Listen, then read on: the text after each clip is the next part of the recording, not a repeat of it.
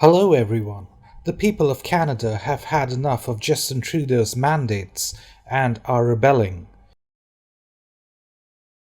To protest overreaching and draconian mandates, over 50,000 trucks are heading to Canada with both unvaxxed and vaxxed drivers. Here are Justin Trudeau's words. As you can see, they don't really match reality.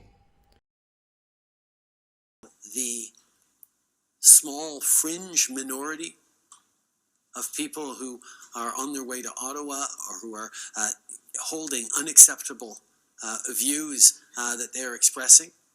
The small fringe minority of people who, the small fringe minority of people who, the small fringe minority of people, the small fringe minority of people, the small fringe minority of people who...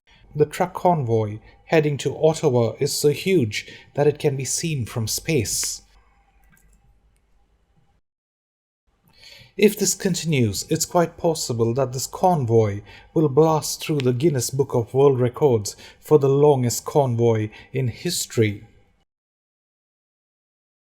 The Freedom Convoy is making headlines all over the world. Meanwhile, as you might have noticed, there is a near total media blackout of the many protests that are erupting around the world which are pushing back against the vaccine mandate. And one of the largest such protests is actually happening right across the border in Canada. Now, let's talk about Canada. Why not start an Australian show by talking about Canada? Well, why? Because there have been mass protests. Rita, James and I have all been inundated during the last few days with people saying, why aren't the mainstream media in Australia even mentioning what is going on in Canada? Now, the protests in the Canadian capital continue to grow as we speak. And in the centre of it all is the Canadian Prime Minister, Justin Trudeau, and his family have been moved to a secret location as thousands rally in Ottawa against the government's policies. The Prime Minister, who likes to express his views on almost everything happening in the world, whether it impacts Canada or not, is mum when it comes to his own turf. The last statement Justin Trudeau made was on Friday.